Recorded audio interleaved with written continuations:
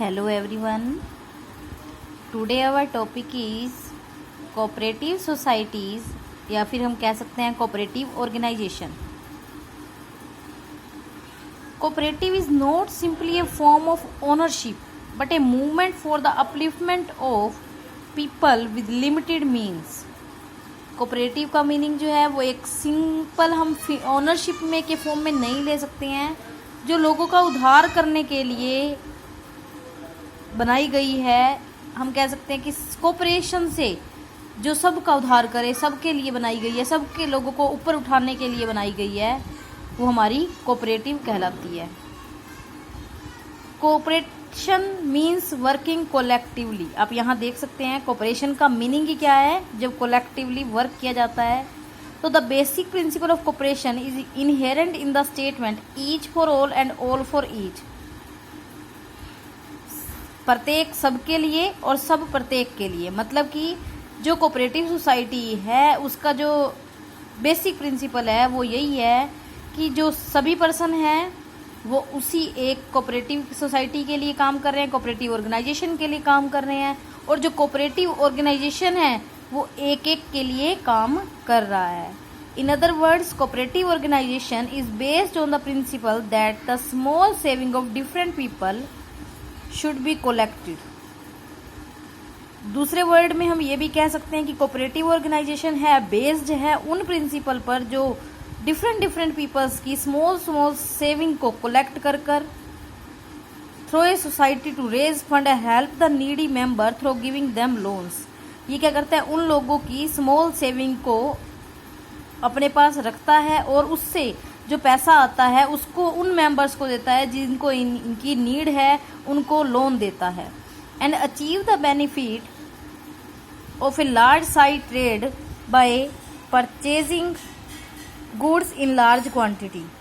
और वो क्या करेंगे, इस पैसे को लार्ज साइज के बिजनेस में परचेज करने के लिए गुड्स को लगा देंगे, जिससे क्या है बेनिफिट होगा, और वो बेनिफिट जो है वो कोऑपरेटिव सोसाइटी को वापस आकर मिलता है। The cooperative form of business organisation is different from other form in one fundamental respect, and that is then even if the cooperative organisation follow the universally accepted principle of business, but they prefer serving their members rather than earning profit। तो इनका जो main purpose होता है वो क्या होता है, service करना है, ना कि अर्न करना, ना कि प्रॉफिट अर्न करना है। ये जो है कोऑपरेटिव पूरे कोऑपरेशन से करने के लिए इनका जो प्रिंसिपल ही यही है कि वो सभी जगह पर जो है एक्सेप्ट किया गया है। ये क्या करते हैं कि कोऑपरेशन करते हैं पर्सन्स के साथ, उनकी हेल्प करने के पर्पज से, सर्विस करने के पर्पज से जो है ये बनाई गई है। The registration take place under the cooperative society act 1912 और under the state cooperative societies act. जब हम इसमें रजिस्ट्रेशन करते हैं तो रजिस्ट्रेशन जो भी पर्सन अपना कोऑपरेटिव सोसाइटी का बिजनेस या कोऑपरेटिव ये स्टार्ट करने वाला, एस्टेब्लिश कर रहा है, तो उसको इसके अंदर रजिस्ट्रेशन कराना होगा। चाहे आप कोऑपरेटिव सोसाइटी एक्ट 1912 में करा सकते हैं या फिर स्टेट का कोई कोऑपरेटिव सोसाइटी एक्ट है उसमें, जैसे कि बंगाल, बिहार, उड़ीसा, महाराष्ट्र एंड चेन्नई के खुद के सोसाइटी एक्ट बने हुए हैं। यहाँ आप देख सकते हैं टूल किट में, it refer to the voluntary association of persons who join together with the motive of welfare of the members। ये क्या है, वॉलंटरी एसोसिएशन। वॉलंटरी मीन्स जो सभी लोगों की इच्छा से जो है मिलकर, जो कुछ लोग हैं, ग्रुप है उनका, उनसे मिलकर और सोसाइटी का मेंबर्स का वेलफेयर करने के पर्पज से बनाया गया, वो हमारी कोऑपरेटिव सोसाइटी कहलाती है। यहाँ आप देख सकते हैं नेक्स्ट जो हमारा पेज है वो क्या है, cooperative organisation means a voluntary organisation which is established by some person on the basis of cooperation and equality of safeguard their common economic interest.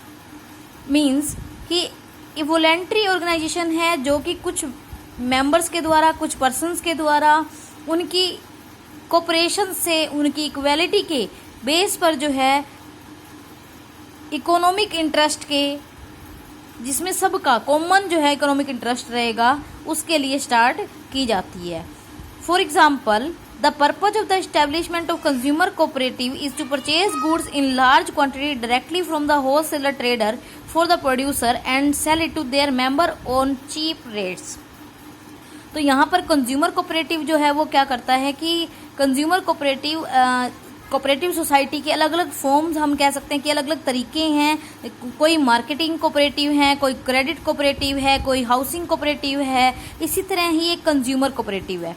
तो कंज्यूमर कोऑपरेटिव का जो पर्पज है वो क्या रहता है कि होलसेलर से सस्ते दाम पर माल को खरीदना और उसको मेंबर्स को कम दाम में, मतलब कि जितने रेट पर आया है उसी रेट पर विदाउट प्रॉफिट जो है उसमें डिवाइड कर देना, या फिर हम कह सकते हैं कि उनके पर उसी चीप रेट पर जो है वो सेल करेंगे, जिससे जो मेंबर्स हैं और अदर सोसाइटी के पर्सन हैं उनको बेनिफिट होता है कि वो सस्ते रेट पर जो है वो मिल जाता है। In this way these societies are the economically weaker section of society from the exploitation of traders and broker और एजेंट। ये जो है वो क्या करते हैं, जो बेचारे पर्सन जो गरीब हैं या फिर इकोनॉमिक वीक कह सकते हैं हम उन पर्सन को, उन सोसाइटी के उन सेक्शन को हेल्प करते हैं जो कि ट्रेडर्स के थ्रू, ब्रोकर के थ्रू, एजेंट के थ्रू जो हैं उनका शोषण किया जाता है, ये उससे छुटकारा दिलवाते हैं। Marketing cooperative are establish with the purpose of getting proper price for the goods which are found by a small producer like farmer, artisan etcetera. तो इसी तरह मार्केटिंग कोऑपरेटिव क्या करते हैं, proper price for the goods. जो हमारे marketing cooperatives हैं वो उनको प्रॉपर प्राइस जो है उनकी गुड्स का मिल जाता है। मींस जैसे कि स्मॉल फार्मर हो गए या फिर कोई आर्टिशियन है, उन्होंने जो भी चीजें बनाई हैं, मैन्युफैक्चर किया या प्रोड्यूस किया है, तो उससे उनको क्या है पूरा प्राइस जो है उनका मिल जाए, उनको नुकसान ना हो, ये वो काम करता है। ये सोसाइटी जो है मार्केटिंग कोऑपरेटिव सोसाइटी, जो मार्केटिंग का मीडिएटर का काम करती है, उनको प्रॉपर प्राइस उनकी गुड्स की, या कह सकते हैं कि प्रोडक्शन करने के जो गुड्स उन्होंने प्रोड्यूस की हैं उनका जो है प्रॉपर प्राइस दिलवाने में हेल्प करती है। नेक्स्ट हमारा है credit cooperatives are formed with the purpose of providing short term loans and develop the habit of savings. Credit cooperative जो कि क्या करती है कि छोटी छोटी मात्रा में जिन पर्सन्स की सेविंग्स है उनको लेती है और उनको लोन देती है, जिनको कुछ समय के लिए शॉर्ट टर्म के लिए लोन चाहिए होता है। तो ये जो है उन लोगों की हेल्प करती है जो कि जिनको फाइनेंस की नीड है।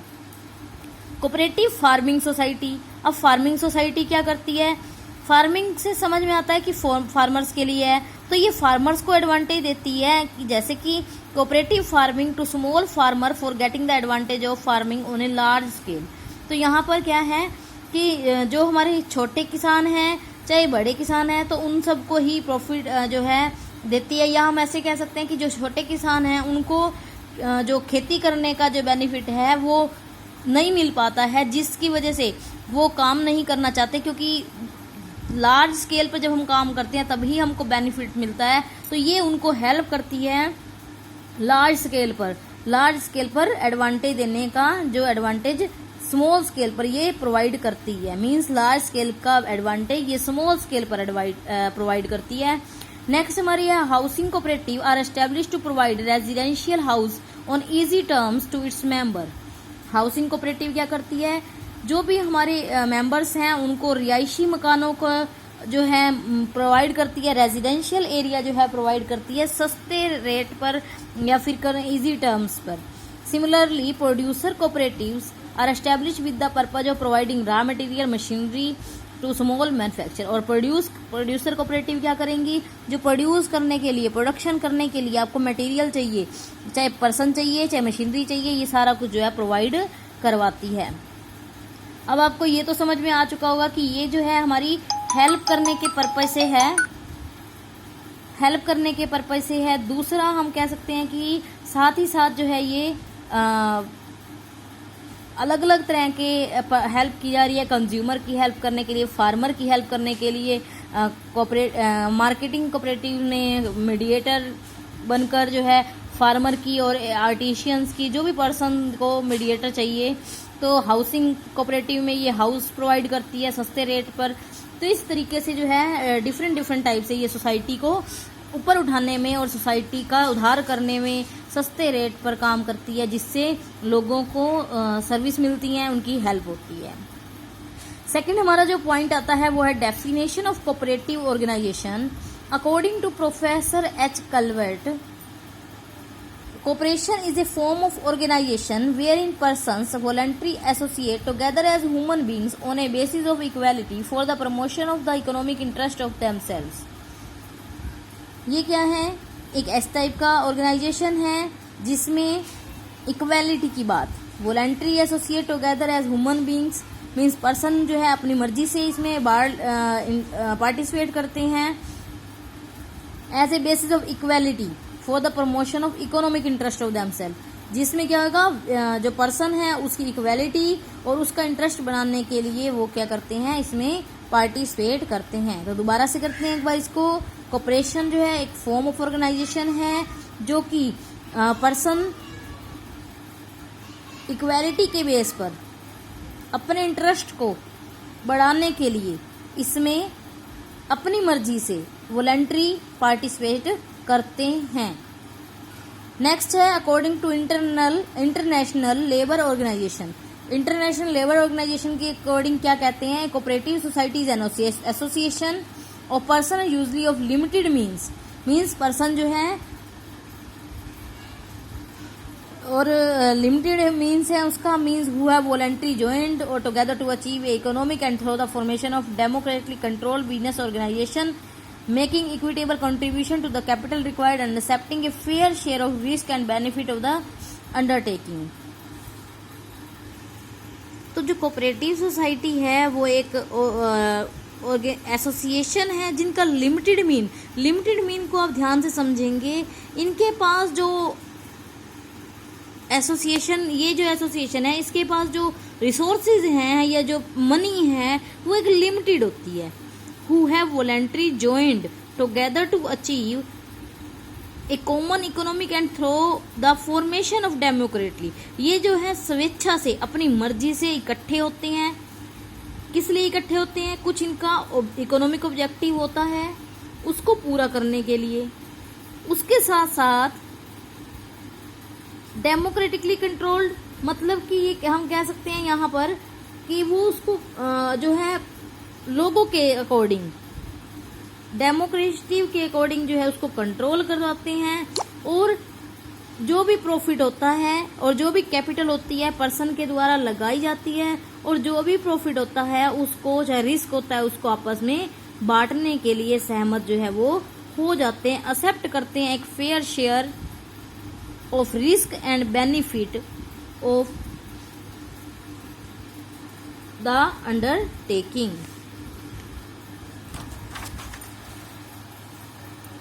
नेक्स्ट आप देख सकते हैं कैरेक्टरिस्टिक ऑफ कोऑपरेटिव ऑर्गेनाइजेशन।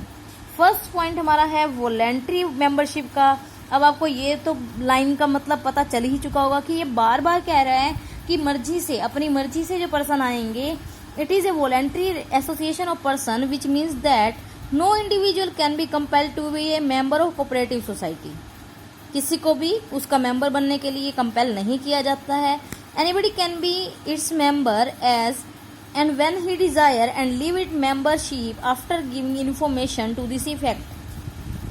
कोई भी मेंबर जो है अपनी इच्छा से बनने के लिए क्या है अप्लाई कर सकता है और कोई भी पर्सन जो है वो एक लीव देकर या फिर हम कह सकते हैं कि इन्फॉर्मेशन देकर वो छोड़ भी सकता है। After living the membership the member get back his capital according to the rule. जो भी रूल होगा उसके अकॉर्डिंग उसकी कैपिटल जो है उसको वापस कर दी जाएगी। Another important thing is that no member can transfer his share to another person. कोई भी पर्सन जो है अपना इंटरेस्ट किसी अदर मेंबर को ट्रांसफर नहीं कर सकता है। मतलब कि मैं अगर मेंबर हूँ किसी कोऑपरेटिव सोसाइटी की और मैं कहती हूँ कि मैं आगे से मेंबर न रहकर मेरे हस्बैंड मेंबर रहेंगे, तो ऐसा क्या है, हम नहीं कर सकते हैं।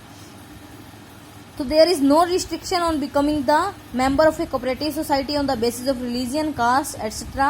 Which means that everybody has an absolute right to be its member। इसमें क्या है, कोई प्रतिबंध नहीं होता है, कोई तरह की रिस्ट्रिक्शन नहीं होती है, ना कास्ट से रिलेटेड ना ही कोई धर्म से रिलेटेड। तो इसमें जो मेंबर होंगे उनके सबके इक्वल राइट होंगे, सबके एक जैसे राइट होंगे। However, in certain cases, membership is restricted to a particular group. For example, only a farmer can be a member of cooperative society for farmer। तो ये क्या है, एक फार्मर जो है वो कोऑपरेटिव सोसाइटी का हम कह सकते हैं कि फार्मर्स जो हैं उनमें से कोई भी मेंबर जो है उन फार्मर की कोऑपरेटिव सोसाइटी के मेंबर बन सकता है।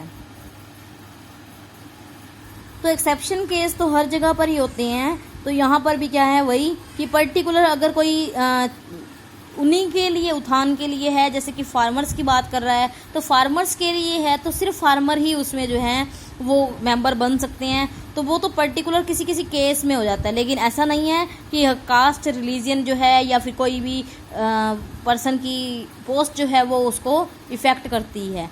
किसी किसी केस में according to cooperative society rule हम ये कह सकते हैं कि वो एक्सेप्शनल केस हो सकती है, जैसे यहाँ इस केस में है कि फार्मर ही कोऑपरेटिव सोसाइटी के मेंबर होंगे, अदर पर्सन नहीं हो सकते, क्योंकि कोऑपरेटिव सोसाइटी फार्मर्स के लिए ही है। सेकंड हमारा पॉइंट आता है लीगल स्टेटस का। No association of member can use the word cooperative with its name unless it is registered under the Cooperative Society Act 1912 and under the State Cooperative Society Act. After registration, the cooperative society become a separate entity with reference to its member, which means that society can hold assets, enter into contract, can be sued in a court of law, can also sue other parties. Legal status की बात करें तो कोई ऐसा association, no association member can use the word cooperative, कोई भी person अपने नाम के साथ जो है कोऑपरेटिव यूज नहीं कर सकता है जब तक उसको रजिस्टर्ड नहीं करा लिया जाता अकॉर्डिंग टू सेक्शन या फिर हम कह सकते हैं स्टेट कोऑपरेटिव एक्ट या फिर cooperative society act 1912। After registration होने के बाद पर्सन की उसकी एक सेपरेट एंटिटी हो जाएगी उस मेंबर्स की, विच means that society can hold assets, वो क्या कर सकते हैं अपने नाम पर एसेट्स ले सकते हैं, कॉन्ट्रैक्ट कर सकते हैं और कोई भी केस जो है वो कोई भी पार्टी के खिलाफ या फिर कोई भी पार्टी जो है वो कर सकती है।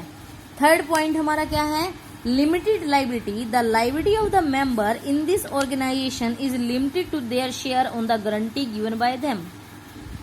अब जो मेंबर्स हैं उनकी लाइबिलिटी क्या रहेगी, लिमिटेड रहेगी। लिमिटेड मतलब कितनी रहेगी, जितनी उनकी पर्सन की कैपिटल उसने लगा रखी है, जितना उसने शेयर ले रखा है उतने तक ही रहेगी, या फिर जितने की उसने गारंटी दे रखी है उतने तक ही सीमित रहेगी। नेक्स्ट हमारा पॉइंट आता है control. The controlling job is performed by the members themselves in a democratic way. A managing committee is formed for this purpose, which is elected on the basis of voting in the general meeting. तो control कैसे होगा, उनमें से क्या है, वैसे तो democratic वे रहता है कंट्रोलिंग का इसमें, लेकिन फिर भी एक मैनेजिंग कमेटी जो है वो बना ली जाती है। उनमें से एक पर्सन जो है जनरल मीटिंग में वोटिंग करके जो है एक मेंबर जो है चूज किया जा सकता है। Every member has to cast only one vote whatsoever may be the member of share he may be holding. Person के पास कितने भी शेयर हो वो उसके ऊपर डिपेंड नहीं करती है वोटिंग, हर पर्सन का एक वोट होगा वो दे सकता है। Nobody can behave in autocratic manner in management system simply by purchasing more share. तो कोई भी पर्सन ये नहीं कर सकता कि उसने कितने ज़्यादा शेयर खरीद रखे हो तो उस ज़्यादा शेयर के लिए जो है पर्सन ज़्यादा वोट देगा, ऐसा नहीं है। तो नेक्स्ट हमारा पॉइंट आता है fifth, service motive. Their main purpose is to provide maximum possible help to the members. Providing maximum possible help does not mean that society provide goods and service at cost price but help their members by earning proper profit. तो यहाँ पर जो main purpose है profit इसका वो क्या है, maximum help करना होता है, मैक्सिमम पॉसिबल जितनी भी हेल्प की जा सकती है वो हेल्प करना है, लेकिन साथ ही साथ जो गुड्स हैं उससे कुछ जो है प्रॉफिट कमाना भी होता है। तो providing maximum possible help does not mean that society provide goods and service at cost price. ऐसा नहीं है कि कॉस्ट प्राइस पर देगी, कुछ ना कुछ तो प्रॉफिट अर्न करेगी ही। नेक्स्ट हमारा सिक्स पॉइंट है equality of voting right. The principle of one person और one vote applied here and therefore every member can exercise this right to cast his vote. The number of share purchased by a member has no relevance with the right to vote. तो one person का one vote होगा यहाँ, तो every member जो है वो क्या है अपने वोट के लिए राइट रख सकता है और कोई भी पर्सन ज़्यादा शेयर खरीद कर जो है वो वोट ज़्यादा नहीं कर सकता है। पॉइंट नेक्स्ट हमारा पॉइंट जो है वो है disposal of surplus. Another important characteristic of the cooperative organization that is profit और surplus is utilize in this way. अब जो हमारा प्रॉफिट होगा, सरप्लस मीन्स जो भी आपने रेवेन्यू और एक्सपेंसेस को मैच किया, इनकम और एक्सपेंसेस को मैच किया, तो आपके जो भी आपके सरप्लस अमाउंट प्रॉफिट आ रहे हैं वो किस तरीके से डिवाइड होंगे, इस तरीके से यूज किए जाएंगे, यूटिलाइज किए जाएंगे। 1/4 of the surplus is transfer to the general reserve as per law. 1/4 surplus जो है, सरप्लस का 1/4 ट्रांसफर किया जाएगा जनरल रिजर्व में। सेकंड हमारा कहता है, मान लीजिए अब आपके पास 10,000 रुपए का आपको प्रॉफिट हो रहा है, तो 10,000 का 1/4 2500 जो है वो आप कहाँ ट्रांसफर करेंगे, जनरल रिजर्व में। And divided is given on the capital of a definite rate which should not exceed 10%। और जो डिविडेंड दिया जाएगा वो कैपिटल के ऊपर 10% से ज्यादा नहीं दिया जाएगा। Some part of the surplus can be utilized for the development of the area in which the society happens to work, which should not exceed 10% of total surplus. कुछ पार्ट में सरप्लस जो है वो इस तरीके से भी यूज किया जा सकता है कि डेवलपमेंट एरिया वाले में, जिसके लिए काम किया जा रहा है। डेवलपमेंट एरिया मीन्स यहाँ पर ये बात है कि जिस चीज के काम कर रही है उसको डेवलप करने के लिए भी वो जो है पैसा जो है वो साइड में रख सकती है या उसमें लगा सकती है। वो कितना लगाएगी, which should not exceed 10% of total surplus. अब टोटल सरप्लस का 10% से ऊपर जो है वो उसमें नहीं लगा सकती। The remaining surplus is divided among the member is the form of bonus, but the bonus is determined not on the basis of share but on the basis of contribution made by the member. remaining surplus सारा जो आपने reserve side में रख लिया, partner जो उनके members थे उनको उनकी कैपिटल के अकॉर्डिंग 10% दे दिया या 10% से कम दिया, और जो आपने बिजनेस में पैसा वापस लगाना है वो लगाने के बाद जो बाकी बचता है वो जो है हम अपने मेंबर्स को बोनस में देंगे। और बोनस जो है वो शेयर के बेस पर नहीं होगा, पर्सन के कंट्रीब्यूशन के, जिस पर्सन ने जिस हिसाब से काम किया उसके अकॉर्डिंग उसको दिया जाएगा। For example, the bonus should be divide on the basis of purchase made by A member of a consumer cooperative. Person ने कितना परचेज किया खुद, तो उसने कितना कंट्रीब्यूट किया काम में, मीन्स उसने जो भी खुद का परचेज किया तो उसके बेस पर जो है उसको बोनस दिया जाएगा। नेक्स्ट हमारा पॉइंट आता है cash trading. Cooperative society give preference to cash trading because of comparatively small financial resources, but there is no legal restriction that these society cannot sell things on credit. तो cooperative society जो है वो क्या करती हैं, preference देंगी cash trading में, मतलब कि क्रेडिट में नहीं करेंगी। और लेकिन ऐसी भी कोई बात नहीं है, कोई लीगल रिस्ट्रिक्शन नहीं है कि वो उधार में कर ही नहीं सकती हैं, कर सकती हैं, लेकिन ज़्यादातर जो है वो कैश में ही करती हैं। नेक्स्ट हमारा है अरेंजमेंट ऑफ फाइनेंस। फाइनेंस के अरेंज कैसे होगा, तो फर्स्ट हमारा जो इसमें पॉइंट है, जो